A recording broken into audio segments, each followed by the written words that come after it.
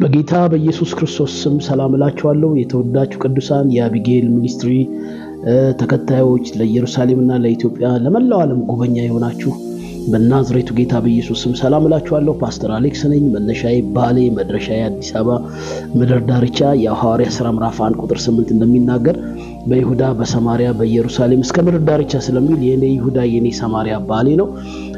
ኢየሩሳሌም ደግሞ አዲስ አበባ ነው ብዬ ነው ማምነው። ይሄ የኔ ነው። ምድር ዳርቻ ደግሞ ዓለም ነው። ስለዚህ ዓለምን ለመድረስ እግዚአብሔር ጠርቶናል። ላለፉት 30 ዓመታት እግዚአብሔርን ሳገለግል ቆይቻለሁ።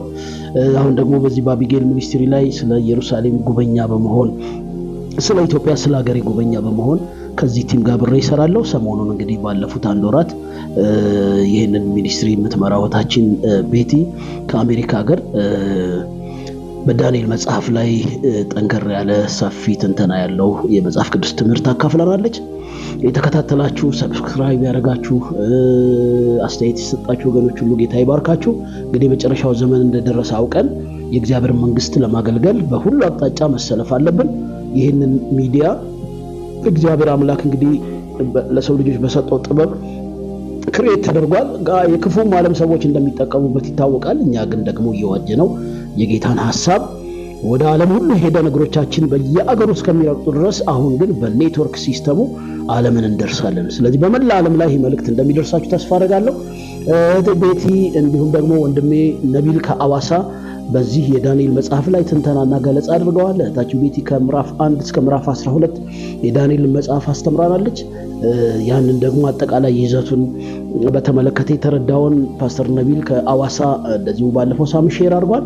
ዛሬ ደግሞ እኔ ከአዲስ አበባ በዚህ መጽሐፍ ላይ የተረዳሁትን በዳንኤል መጽሐፍ ላይ የተረዳሁትን ምናልባት እህቴና ወንድሜ ያልጠቃቀሱትን ነገር እኔ ለመጥቀስ እሞክራለሁ። እንግዲህ የዳንኤል መጽሐፍ ያው የብሉይ ኪዳን መጽሐፍ እንደሆነ ይታወቃል። እነኚህ ብላቴናዎች በባቢሎናውያን እስራኤል ተግዛ ስትሄድ ያው እስራኤል ብዙ ጊዜ በተለያዩ አይነት የጠላት እጅ ላይ ትወድቃለች፣ ትጋዛለች። ግብጽ አንዱ ፈርዖን ህዝቡን ባሪያ ያደረገበት ነው። ባቢሎን አለ፣ አሶር አለ። በጣም ብዙ ጊዜ ይሄ ህዝብ ለጠላት ታልፎ ተሰጥቷልና አሁን በዚህ በእኛ ዘመንም ደግሞ ኢራን ይሄንን ህዝብ እንደገና ሽባ ለማድረግ ባሪያ ለማድረግ ብዙ ጥረት ያደርጋሉና ይሄ ህዝብ ከጥንት ጀምሮ ስደት፣ መከራ፣ መገፋት የበዛበት ህዝብ ነውና የተስፋ ቃልም ያለው ህዝብ ስለሆነ ለዚህ ህዝብ አጥብቀን እንድንጸልይ ያስፈልጋል። ስለዚህ በግዞት ውስጥ ሆነው ነው እንግዲህ ይሄ ታሪክ የተጻፈው። በባቢሎናውያን ተግዘው የሄዱት እነኚህ እስራኤላውያን በአገራቸው ሳይሆን በሰው አገር ላይ አምላካቸውን አስከበሩ። ዛሬ በመላው ዓለም ላይ ላላችሁ ሰዎች በመላ አውሮፓ፣ በመላ አሜሪካ፣ በመላ አረብ ሀገር ላላችሁ ኢትዮጵያውያን በጌታ ለሆናችሁ ወንድሞች በሰው ሀገር ላይ ጌታን ማስከበር ይቻላል። ለጣዖታት አንሰግድም፣ ለአማልክቶች አንሰግድም። እምቢ ኢየሱስ ክርስቶስ ጌታ ነው አዳኝ ነው ብለን ለክርስቶስ ኢየሱስ መኖር እንደሚቻል ያሳዩ ልጆች ናቸው። ባዕድ ምድር ላይ ነው ያሉት፣ ግን ኖረው ያሳዩ። ስለዚህ ለጣዖታት ስገዱ፣ ለጣዖታት ሲሰዋ ምግብ ብሉ ሲባሉ እኛ ርኩስ ነገር አንበላም፣ ለጣዖታት አንሰግድም፣ አምላካችን እግዚአብሔር ብቻ እሱ ይመለካል ብለው በብዙ ተግዳሮትና ሰልፍ ውስጥ ያለፉ ወንድሞች ናቸው። እነኚህ ወንድሞች ከምዕራፍ 1 እስከ ምዕራፍ 6 ያለው እነኚህ ብላቴናዎች ሶስቱ እነ ዳንኤል፣ ናናንያ፣ አዛርያና ሚሳኤል በእሳት የተጣሉበት ባቢሎን እንኳን ላቆምከው ምስል አንሰግድም ከእሳቱ ያድነናል ብለው የተወራረዱ እውነት ነው። አንዳንድ የአዲስ ኪዳን ሰዎች ይመስሉኛል በጣም የእምነት ሰዎች ናቸውና ወደ እሳት የተጣሉበት የእግዚአብሔር ልጅ ኢየሱስ በእሳት ውስጥ አብሯቸው ሄዶ አብሯቸው ወክ አድርጎ የአይናቸው ሽፋሽፍት እንኳን ሳይቃጠል እንዲተርፉ ያደረገበትን ነገር አንረሳም። እንደገና ደግሞ ለቆመው ምስል አሁንም ካልሰገድክ ተብሎ ጸሎት ወደ ኢየሩሳሌም አታደርግም ተብሎ ዳንኤል ወደ አንበሳ ጉድጓድ የተጣለበትን ታሪክም እናያለን። እነኚህ ልጆች በዚህ መጽሐፍ ላይ በእምነት ድል ነስተው ዛሬ ለኛ በብዙ ለምንፈተን ሰዎች ዓለምና ሰይጣን ኃጢአት ለምታቀርብልን ነገር እምቢ እንድንል የሚያስችል ትምህርት እንዳላቸው አይቻለሁ። ይህንን እንግዲህ ቤቲም ወንድሜ ነቢልም ገልጸውታል። እንዲሁ ትኩረት ሊሰጠው ስለሚገባ ነው። ጌታ ኢየሱስ ክርስቶስም ስለዚህ ይላችኋል ማቴዎስ ወንጌል ምዕራፍ 4 የነኚህ ልጆችን ታሪክ ነው የደገመው። ጠላት ዲያብሎስ የዓለምን ክብር ዝናና ስልጣን አሳየው፣ ሀብት ብር አሳየው፣ ወርቁን አሳየው። ወርቀ ስገድልኝ አለው። ሂድ አንተ ሰይጣን ለእግዚአብሔር ለአምላክ ብቻ ስገድ ተብሎ ተጽፏል አለው። ተቃወመው። የቱንም ፈተና ልታመጣ ትችላለህ፣ ካንተ እጅ ላንተ ሰግጄ ካንተ እጅ አልቀበልም ማለት።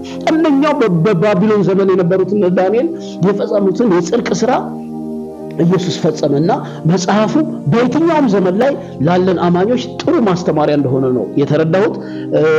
ሌላው ነገር ከባዱ ነገር ነገስታት በየጊዜው ህልም ያያሉ። አገር የሚመሩ ያው ነገስታትን የሚሾምና የሚሽር እግዚአብሔር ነው።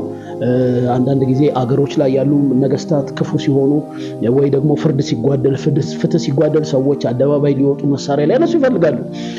ለነኚህ ሰዎች ያለኝ ምክር ምንድነው? ከዚህ መጽሐፍ ተነስቼ እንዳየሁት እግዚአብሔር ራሱ ነገስታትን ያወርዳል፣ ነገስታትን ይሾማል።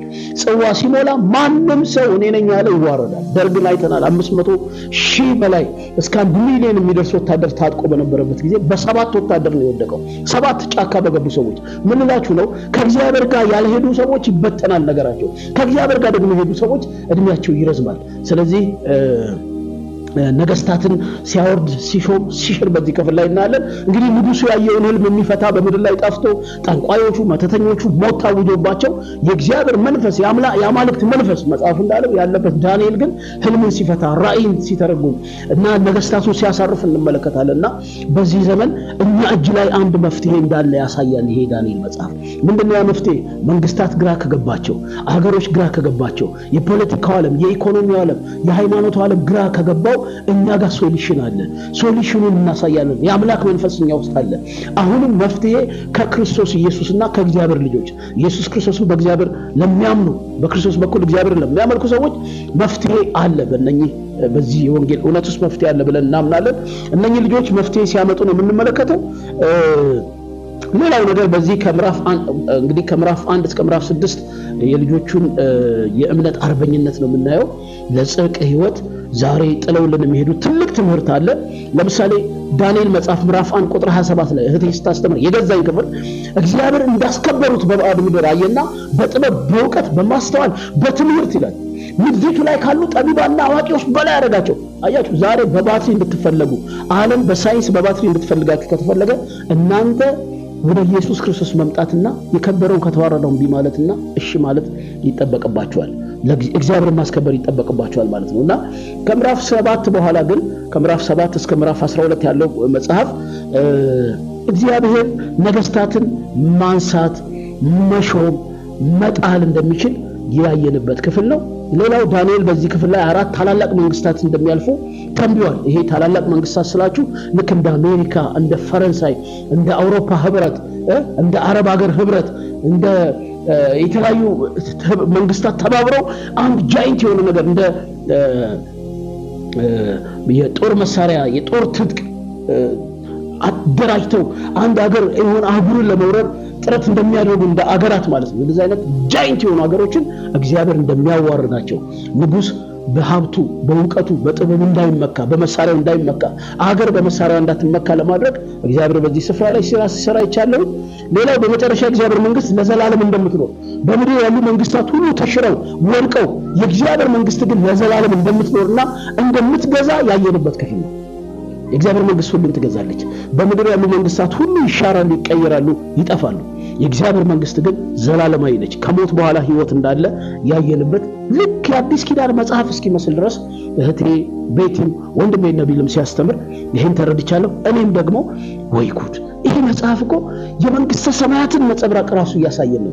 በራእይ መጽሐፍ ላይ በተለይ አንዳንድ የመጽሐፍ ቅዱስ አስተማሪዎች ከራእይ መጽሐፍ ጋር እያይዘው ይሄን መጽሐፍ ያስተምሩታል። ባለፈው ዓመት ማስተርስ ፕሮግራም ሲማር ይሄንኑ ዳሰሳ እናደርግ ነበር። ወደፊት እግዚአብሔር ሲረዳን ጊዜ ሲሰጠን ከዳንኤል መጽሐፍና ከራእይ መጽሐፍ ጋር እያያዝን እንማራለን።